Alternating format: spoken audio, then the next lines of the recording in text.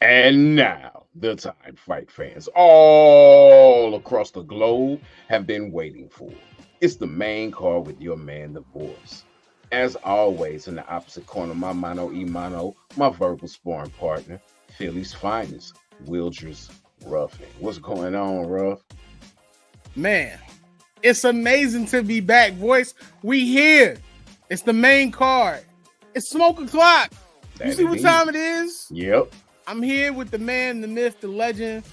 He ain't got no halo on his head. He got a Stars hat on. I don't know what this is. It's a St. Louis Stars. See, I understand why you don't know, because this is a Negro League team. And I know Pittsburgh had the Grays, or I should say the Homestead Grays. That was in the Pittsburgh area. Yeah. Orlando didn't have anything. Atlanta had a team, but we're not going to talk about them because their name is not politically correct anymore. But again, I understand why you wouldn't know, because you ain't have one. We didn't have one what? Negro League team. Sir, the Philadelphia Stars. Oh, that's right. Come that's on. Right. Them other stars. Don't disrespect. Don't disrespect like I don't know what I be talking about. They weren't the real stars. St. Louis. That's why I was confused as to what that was, because I was like, that ain't nothing but an imposter. But it's all good because we got an amazing show today. We're gonna get into some great stuff for you. Of course, we got UFC Fight Night. We got a great fight for you, but first, we're gonna get into them KOs and low blows. Voice, you ready? You know it. Let's get to it. Now, Voice, UFC 308. Your man, I don't even want to mess up his name because I've done it a couple times. Chimaev. Woo! Yeah. Am I close? His nickname means wolf in whatever language it's from, so I would just go with the wolf. Yeah. But you need to know. Okay. Khamzat Chimaev. Get to know the name because you're going to need to know the name. You know what's crazy is when I look on my notes, it literally says the K is silent. And family, it's been a while, but just bear with me. Anyway, he had an impressive showing against Robert Whittaker.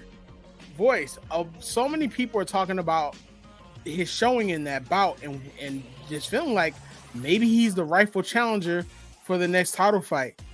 What is your thoughts on that, and how great of a showing did he really put on? He put on a phenomenal show, and he put on a Khamzat style fight. His last fight before this with Usman, and not Usman Nurmagomedov. Let's make sure we're keeping things clear, with former welterweight champion Kamaru Usman at 185. It was kind of lackluster. It was like went back and forth, but it wasn't really anything to write home about. This fight, though, man, he literally broke the jaw of Robert Whittaker. When I saw him put the face crank on, I was saying to the people that I was watching with, I was like, oh, it's not even under his neck. I was like, he must have done something to make him tap that quick. It wasn't under his neck. Yeah, he did something all right. He broke his whole junk up, his whole 3 front teeth in the back of his throat. Craziness. I would have been tapping quick too. So that was a really, really impressive win over a former champion in Robert Whittaker, someone who was ranked highly. Sean Strickland was promised back in August that he would fight next for the title between either Drakus or Izzy. Well, yeah, I think Khamzat just leapfrogged him, because I can't see how you could justify, if you just look at last wins, putting Sean Strickland in. Sean Strickland won a split decision against Paulo Costa, who hasn't won a fight, or I should say, he's won one fight post-pandemic. He's 1-4 in his last 5 fights, and his win was against, Paulo Costa's win was against Luke Rockhold, who couldn't even cut it in bare knuckle at this point. So Yeah, I don't see how beating a 1-4 fighter gets you a title shot when you just beat somebody who very well may have leapfrogged Sean Strickland, or at least had a good argument for fighting against Drakus had he won. So yeah, and they wanted to strap the Rockets to Hamzat for quite some time. His health and some other legal issues have kept them from doing that. I mean, it's like you said, they've been wanting to shut the Rocket to him for quite some time. When you look at what he's done, I mean, of course, his undefeated record, 14-0, it might be like a compared to a lot of veterans, it's not a high number of wins, but he's been impressive. I mean, his last 8 bouts, 6 of those have either been fight of the night or performance of the night. And we're not even going to get started on the fact that he still holds the record for the quickest turnaround for UFC wins in the modern era. That 10-day turnaround that he had when he actually fought, I believe it was John Phillips and McKee, I believe. It's impressive. So to see him finally getting the love that he deserves on him, wanting him to strap the Rocket on his back, it's amazing. I'm looking forward to seeing that happen. UFC is literally turning out some amazing bouts moving forward, but it feels like it's a TKO thing overall because they're doing the same thing in WWE. Yeah, but it ain't the same. Especially with how they just taking people's titles and stuff. We talked about how, around August or so, Dana said that Strickland was next. Well, maybe a month after that, Roman Reigns finally wins a championship to hold it less than a month. Like who does that? Oh, you talking about Jey Uso? Who did I say? You said Roman Reigns. Yeah, Roman Reigns Jr. Jey Uso. Yeah. We're not gonna talk about main event Jey Uso like this. Main event Jey, the tribal chief. Like I said, Roman Reigns Jr. I don't want to hear that. It's a tough loss, but you have to think about the fact that it's further in the storyline that's actually going to be continuing this weekend with Crown Jewel. That's actually going to be happening. We're seeing the Bloodline slowly come back together. Jey Uso had an amazing, while short, Intercontinental title loss run. You can actually read up a new article on that I actually wrote about, my first article. Check your boy out, where I actually talk about Jay's loss and how it actually affects wrestling's biggest storyline moving forward. As we're seeing, the Bloodline is slowly coming back together. Of course, we've seen spoilers because they're out in Saudi now for Crown Jewel, getting prepared for tomorrow. But it looks like the original Bloodline is actually coming back together. It looks like they're going to have an amazing match. And what I believe is going to happen, the original Bloodline is going to take another loss. I think we're going to be introduced to another family member that's going to be added against them. And you know what this does? It sets us up for, as William Regal likes to say, War Games. That's going to be done at Survivor Series. Is going to be probably one of the best PLEs that we have all year. It's going to further the story, the excitement that's actually going behind it. But main event Jey Uso has solidified himself as a main eventer moving forward. So it'll be really dope to see how the story progresses. Have you gotten a chance to see it, and what are your thoughts on it? You know me, I look at what comes across my feed and allow that to pique my interest. My question is this, though, because one thing that I have been doing and I have been seeing again coming across my feed is Rikishi's podcast. He talked about how Jay has worked for 17 years to get the title, and like I said, he barely had a cup of coffee with it. Was this it? I know they defend a lot more, but was this like his first defense of the title for real? Like, no. Okay. He actually I believe he defended it against Xavier Woods from the New Day previously. But he's also defended it on house shows also. It was his first defense against Braun Breaker, whom he beat for the title. Okay. Rikishi, they're his sons, so Rikishi is going to talk about it. He's going to be spirited about it. It's understandable. They're his sons. I do think that what Jay has been able to do without the bloodline so far has been amazing.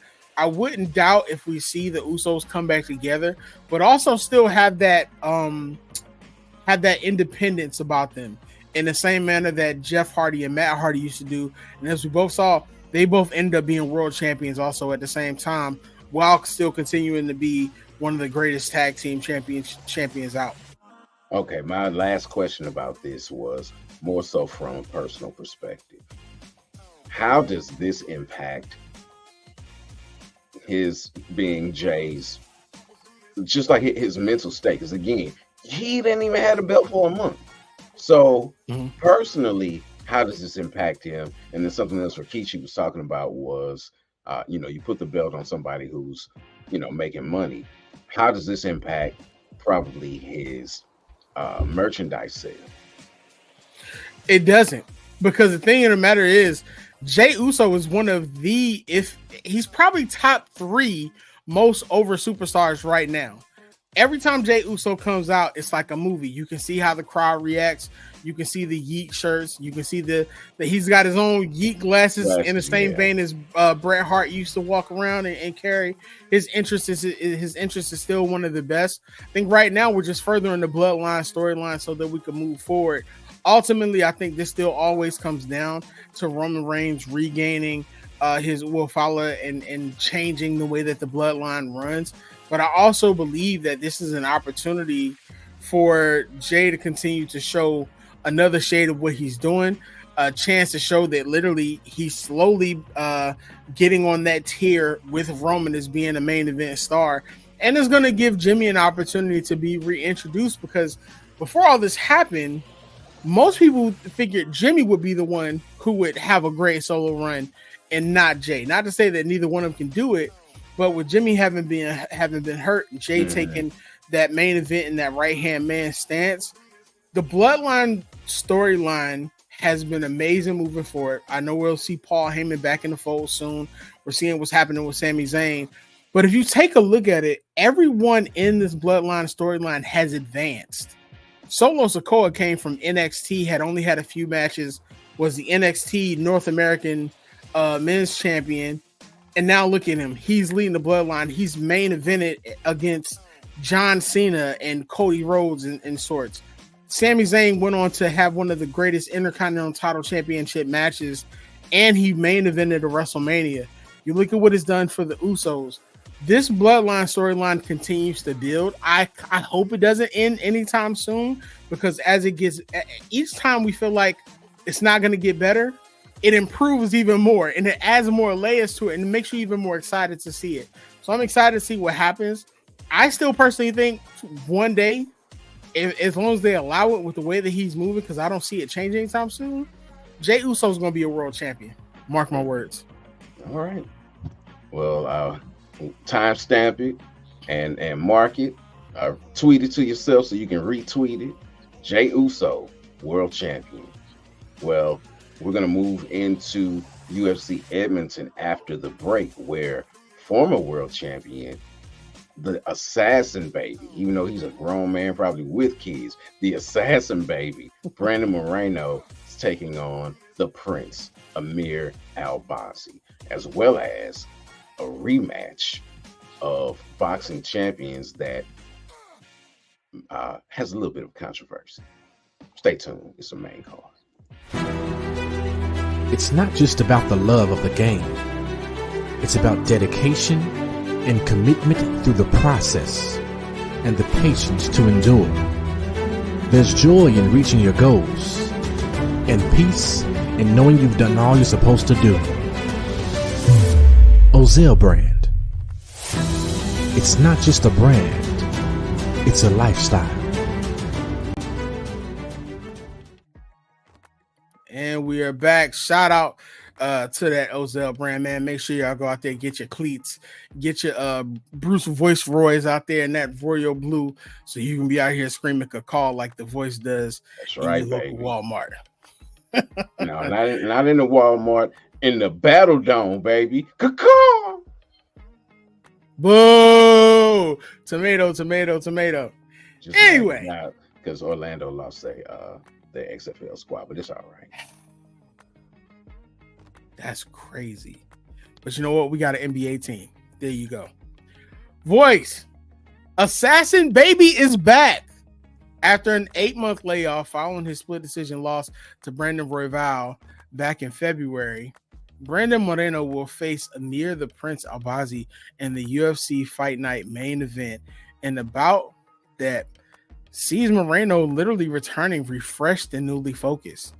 Now, Moreno recently spoke on his struggles, stating that he said, "That's the thing. I had 2 or 3 years in a row just on the grind with a lot of responsibilities, with a lot of pressure, fighting title fights. And at some point that blows your mind and you put it together with a lot of injuries.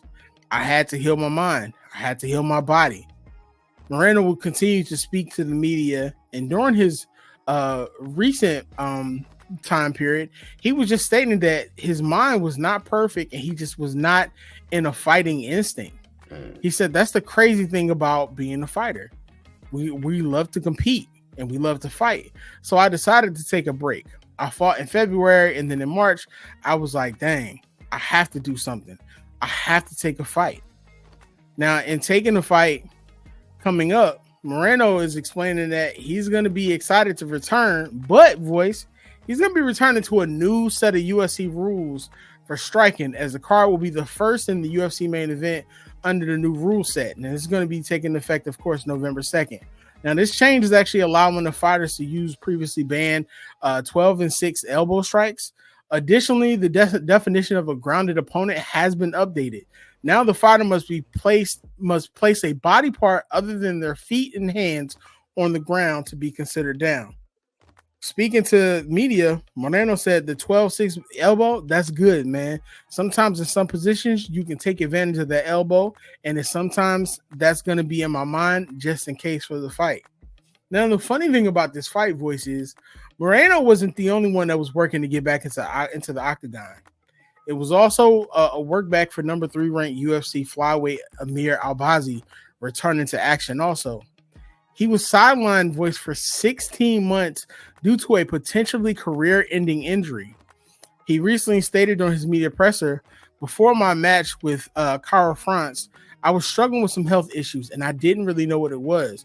But after my fight, it showed that I had something called SVT, supraventricular tachycardia." Now, he revealed this during media day. He said, basically, it's an irregular heartbeat. My heart rate would go up to 239, so I had to do a heart surgery. But somehow, even after the heart surgery, the challenges kept going. He said, I kept training for the fight against Brandon Moreno in Mexico City, and then my left arm literally stopped. I couldn't lift my arm up. I couldn't jab. I couldn't do anything, but I still kept training. After I got my first MRI, the first doctor said, you shouldn't be fighting anymore. Find a 9-to-5. I kept going to different doctors, and when the UFC doctors found out, they literally put me out of the fight, and I had to go straight into surgery. They told me I was one punch away from getting paralyzed. So after that surgery, here I am. Now, for Albazi, voice, this 16-month layoff is the longest of his career. It actually derailed a lot of his immediate title shot hopes, but he's actually hoping with a victory against Moreno this weekend, he could earn the title shot into his next outing and prove the doctors who previously told him to stop wrong. Now, voice, these are both amazing stories from these amazing individuals coming from 2 different perspectives. We're glad to see both of them return to the octagon. What do you make of the challenges that they both face, and how do you think it affects both of them going into this bout, this upcoming bout? The thing that makes the challenges most interesting really is on Albazi's end, because as you shared, he's had that issue with his heart. And when you're speaking about his arm, he pulled out of the fight due to topology, due to some kind of neck injury. So there's a lot that's weighing on him. Does he want to fight? Yes, he's fought to have a chance to fight, because all the doctors kept saying, no, until he can find someone to say yes. But how much does that play with your mind? When you start striking, if for some reason Moreno slams you down on the ground on your neck, are you going to start favoring it? Are you going to be concerned once you get your heart rate going? There are a lot of things that play into this, where for Assassin Baby, he's got to be like, man, I lost, and I lost 2 tough fights, but I barely lost. They were split decisions. If I could have had one round go differently, then I'd still be champion. Then I'd still have all of the love and adoration of the UFC fan base, as well as that title to ensure that when I do fight, I get paid. So there's a lot of challenges mentally for both of these fighters, and the one who's able to put things together and push past those is the one who'll be victorious. It definitely, I mean, it's interesting to see, and it's one thing that kind of shows you how inspiring the UFC fighters can be. I mean, they go out, they give their all on a consistent basis. Sometimes they're fighting, major demons, whether it be from the mental capacity, or it can be, something physical, such as what Amir was actually going through. It's ironic, though, when you consider the fact that before the hiatus, he was on a 6-bout win streak. Like, he was there, and he was actually very close. The other ironic thing here, if you think about it, is Moreno does not lose to Brandon Royval if this does not happen. This fight, the bout between the two, was supposed to take place in February, early of this year. So it's amazing to see them both in there. Great to see them in there in the UFC main event. And it's going to be great to see. Make sure you're all following The Voice on Twitter so that you can see his play-by-play in there. But that's not the only fight, Voice. There's another co-main event in that. Now, this is going to be for the women's. It's going to be a women's flyweight match with major championship implications, as my favorite nickname here, Thug Rose, faces off against Cold Blooded and hopes that a win will set them up for championship aspirations.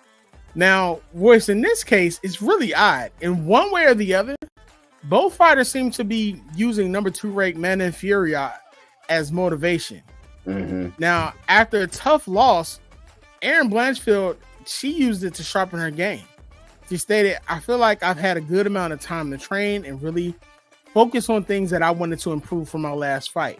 And I went on a really good win streak after losing my previous time in my career. So I feel like it's always motivating. You always learn something, and it kind of gives you something to prove and something to prove to yourself, which I think is really important. So I'm super excited.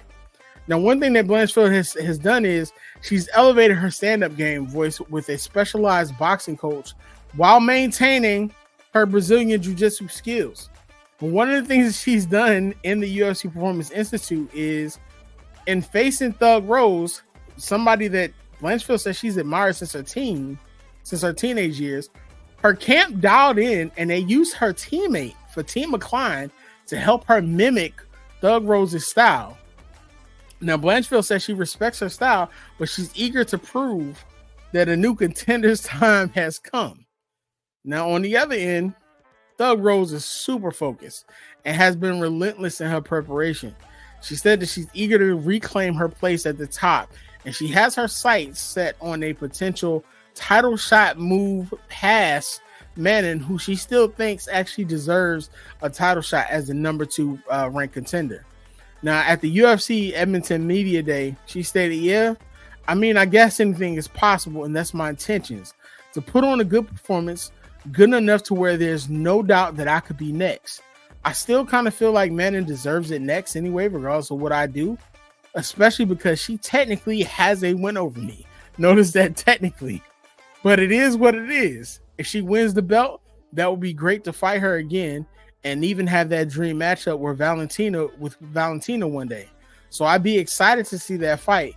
But if the UFC wanted to put me ahead of that with any kind of spectacular performance, I'd be open to that as well. Now, Voice, they're both coming in with a lot to prove. They're both coming in with a loss to the number 2 ranked fighter, and they are hungry to get past it. Now, they're both chasing the beast, but who would benefit more from a win in this stance, and how convincing does the win have to be for them to make that leap? The benefit question is really hard to answer because they both need it to achieve their goals. I think I can't say that it's more beneficial for one fighter than the other. On Erin's end, she needs to win so that she has an opportunity to fight for the title. That's something that people have discussed for quite some time. Her rise to the top and her ability to do that. But then again, when she went up against Manon, then she lost. Same as Rose, but it was more decisive in Blanchfield and Figueroa's fight. The thing that does concern me about Erin, even though she only has 2 losses, the other loss is to Tracy Cortez, who Rose is beaten and right now isn't doing the best as far as the UFC is concerned. So, it's like, are you capping out when you run into real deal contenders? Now granted, did she beat Jessica Andrade? Absolutely, she did. And she looked really good doing it, which is the reason why people were like, oh, let's get ready. Erin Blanchfield is next. But Jessica's results lately have been kind of mixed. And if I'm not mistaken, she's dropped back down to 115. So that could have something to do with it as well. Where Rose and Jessica went toe-to-toe when they fought. It was a really good fight, but Rose was able to come out on top of that. For Rose, her desire is to be a champion in 2 different divisions. If she can't get past Erin Blanchfield, it's probably a done deal. The thing for her, though, is her legacy is pretty much set because of what she did at strawweight. Can she get past Zhang Weili? No, she can't. Zhang has her number. No, I take that back. She knocked out Zhang Weili. That's right. My bad. Carla Esparza, who's not fighting anymore. Thank God. No one ever wants to see or needs to see that ever again. Not even in the gym do they need to lock up. Keep Carla Esparza and Rose Namajunas as far away from each other as possible, unless you need something to go to sleep, to put you to sleep. Then yeah, go ahead and put that in. But anyway,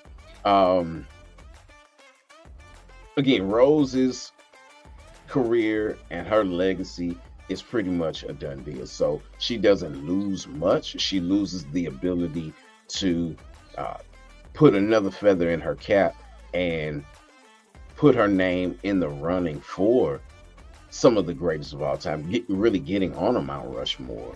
But really neither, or I should say the risk and the reward for both, it's pretty even. Well, I mean, they in the media presses, they definitely both seem to be focused on the fact that the Beast was, ahead of them and was moving forward, which I guess you can understand. I mean, when you consider the fact that, Rose was 7-3 in her last 10 before her loss, and Erin had been on a 9-bout win streak.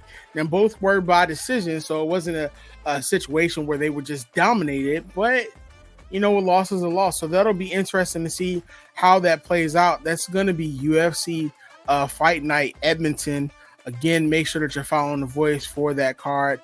It's going to be a great card to move along to. And it's not even the last fight that we have, because the last fight is a championship bout. And guess what, Voice? It's a sequel. Now, when Ice Water meets Nino for that WBC super featherweight title, the stakes couldn't be higher. It's not just any fight night. Like I said, it's a sequel, and it's one that's coming with a little bit of animosity. Now, these two warriors are stepping back into the ring to settle the score and to kill off any uncertainty. And Voice, while it's always smoke o'clock here, they seem to want all the smoke at the Turning Stone Resort and Casino in New York. Now, Foster felt the sting of a controversial decision last time around. He said the world saw what happened, and I'm not one of those guys that dwells on the negative. I tried to find the positive out of the situation and figure out why it happened and attack it. Now, the judges were split, and despite the outlanding by Roberson, Foster did not see his hand raised in that victory voice. The ESPN crew even had Foster winning, with Timothy Bradley calling the results in favor of Roberson a travesty. With that backlash, the WBC did immediately order an immediate rematch through the controversy. And it's something that Foster said has been hard. He said, I don't want to talk bad about the judges because they are always going to be there in future fights. I respected all the judges, but for some reason, I have just been getting this sour end of the stick. Now, this time, Foster said he's laser focused on leaving no room for doubt. Now, on the flip side, Nino was bringing his own fire. He stated, this fight is personal for me because I feel that as a champion, a fighter has to go out there and he doesn't run around. He doesn't look for the fight. He doesn't try, but who doesn't try to win and who looks for it and doesn't just hit one or two punches and then moves away, taking shots. He shared that his last camp was tough. He had been battling pain and sickness, but yet he still found a way to come out on top. He stated recently, this time I had a really good camp. I trained great. It was good, clean preparation. So I'm going to go out there and win, and this time do it in even better fashion. Smoke season. Now, he's going to need it all, voice, because Foster said that he has his eyes on redemption. He said, I hope he knows the name of the game is to hit and not get hit. That's not the name of the game. He said, we plan on doing stuff different here, but we're going to step to him. Everybody goes into fights with injuries and sickness, so I don't want to hear that excuse. Saturday is going to be showtime. Now, the one thing about Icewater, voice, we both know, sketchy scorecards have just been a part of the game for him. And this dude has seen it all through the fire. From that 12th round knockout in Mexico against Eduardo Hernandez to that turn to that, I believe it was a split decision loss, into a win against Abraham Nova. O'Shaquie has seen it all. But this time his goal, as he keeps saying, is to make sure there's no room for doubt. No, voice. We see the smoke. We seen the return fire. O'Shaquie said, listen, ain't no running. This ain't the name of the game. I don't want to hear no sickness, no excuses. Wait, so what is your thoughts on the animosity between these two in this bout? And does O'Shaquie really have a right to feel like he was robbed? Let's take the last first. I was watching the fight. Sometimes it's good to watch fights, especially when they're close, without the commentary so that you're not swayed by the things that they're saying and that they're seeing. In watching the fight, though, I thought that Foster won. I thought it was really clear that he won. But I understand how a judge could give it to Conceicao. There was a fight recently where there was controversy like this, where the one fighter was moving forward and trying to make the fight, where the other was, more concise and more precise with his shots, being the title bout between Bivol and Beterbiev. Bivol was pushing the action. Beterbiev was just, or I should say, Beterbiev pushing the action. Bivol was kind of sitting back and taking his shots where he could get them. One thing that O'Shaquie said in the lead up was that he's going to have to be more active. He said as much to Dan Rayfield when he interviewed him not too long ago. He was like, I know there's some things that he wasn't trying to give away his game plan, but he was like, obviously, I have to be more active. He literally did not fight, or I should say he didn't fight, but he lost the title due to his inactivity. So it's going to be interesting to see what that does in the fight. Does that give him the advantage that he's looking for? Does that make him more susceptible to taking shots from Conceicao for Robeson, hey, good on him. It was his like fourth crack at a belt, and most people did not give him really a chance to win it. And he finally became a champion. Now, will he be like Roman Reigns Jr., aka Main Event Jay, and have a cup of coffee with the belt? We'll find out when they step into the squared circle.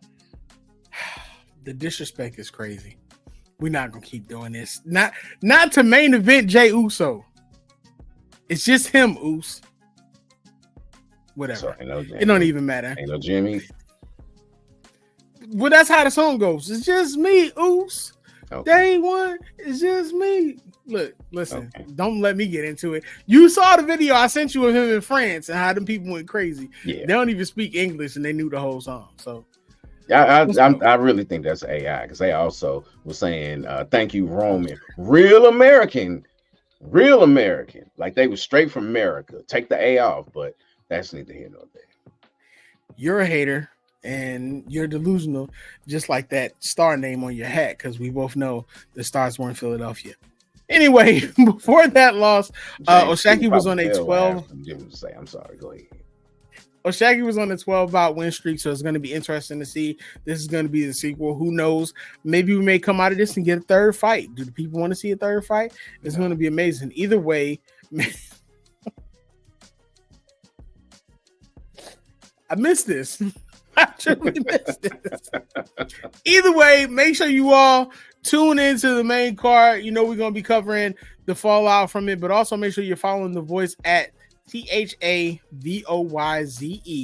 on social media, on Twitter. He's going to be giving you the play-by-play on everything from the UFC fight to the championship bout. But while these are the fights that we wanted to pull out for you as a special thing to focus on, there are other fights that Voice wants to tell you about. Voice, take it away. Man, there's so many fights. It's hard for me to say them all. And there were so many of them. It was like, I can't even do my normal thing where I grab some pictures and show you the different fighters that are fighting. You got a man who is not very happy right now. And we don't know how unhappy Derek Lewis fights. But it might be a good thing for us overall, because he's not happy. He's not happy specifically with a former opponent of his in Daniel Cormier, who will be there. So it'll be really interesting if Derek wins and has to be interviewed by Cormier. You got Chao Mercado on that card. Marc-Andre Barrio is on that card. Mike Malott. Nearly everybody from Canada, with the exception of Hakeem Dawodu. And I don't know why he's not on there. Maybe he's hurt. I'm hoping that that's the case and that it's not something else, because Hakeem, that's the dude. Not only is he from Canada, he's Nigerian too. So you know how I feel, about Hakeem Dawodu. Anyway, you got all that going on, and then on the boxing end, you got Gabriel Fondora's sister Gabriella fighting this weekend. There are just so many fights. Again, I can't name them all. I can't even recall them all. It's just, it's too much. It's too much. But if you love boxing, you love MMA, you got a lot of stuff to look forward to. Like I said, Jermaine Ortiz is fighting. Patrick McCrory is fighting. Raymond Murtaya is fighting. Floyd Schofield is fighting. It's a lot going on. Well, there you have it. That's going to be the amazing fights this weekend. Also, ladies and gentlemen, before we close out, I want to leave you with the Crown Jewel card that's going to be taking place this weekend. Also, that's going to have a number of championship fights on there, outside of course, matches. Fights, matches, however you want to put it. It's all TKO. However you want to put it. You're going to have the original blood. We're not talking about somewhere. Are we talking about bullfight? I'm not bullfighting, because that would be fighting. But bull riding, because that's a part of Endeavor's portfolio too. Sir. You have a hat that says the St. Louis Stars when the original team was in Philadelphia. Let's not talk about real and fake It's here. not no original. St. Louis Stars. Everybody know about St. Louis Stars. Before I was rudely interrupted, the amazing card is going to be, you're going to have, of course, the OG Bloodline versus the new Bloodline. Kevin Owens is going to be taking on Randy Orton. We've seen how that's been playing out. Seth freaking Rollins versus Bronson Reed is an underrated match. I'm excited to see how this plays out. Bronson Reed has been amazing in his heel role and welcoming back Seth Rollins. You have a fatal four-way match for the WWE Women's title match, for the WWE Women's Tag Team title match. That's Belair and Cargill versus Damage Control versus Niven and Green versus Lash Legend and Jakara Jackson from NXT. They're up and coming. That's going to be amazing. Also, one of my favorite matches to look forward to is going to be LA Knight versus Carmelo Hayes versus Andrade for the US title. Then, of course, you have the men's and women's Crown Jewel Championship matches where the champions face the champions from each shows. The winner of that will be the Crown Jewel champion for the men's and women's side. So those are the matches that we want to get you all prepared for. You have an entire full weekend of combat sports and some amazing WWE wrestling to be involved in. And this is what we do. MTMV Sports. We give it to you all. Every kind of show that you can think of that you want, it's on MTMV Sports. So make sure that you like, share, and subscribe. Make sure you visit mtmvsports.com and check out our articles. You got a couple articles about me, yours truly, my man, the myth, the legend, the voice over here. My bad. Yeah, you have some great articles on the WNBA, on football, and also on college sports. So make sure that you all visit our website and just share into that, get to know some of us. That's all I got. Voice, take us out. Salute real quick to Not the Same Podcast, to The Throne Room, to Sports Talk with C, whose new season I'm looking forward to. Of course, I want to say salute to the Full 94 key members of the Full 94 on this show. Really, the backbone of the show, you know, it is this show. You know, everybody else is just kind of periphery. Hey, fam, I didn't say it. Don't break up the group. With the exception of C, everybody else is just moving pieces that we can put in and out. But C, Wilders, and myself, if you don't have that, you don't have the Full 94. No, I talk all that craziness. I can't think of the other show. Pretty Spectacular, The V Report, Red and Bold. All of that is there for you on MTMV Sports Network. And until next time, fight the good fight.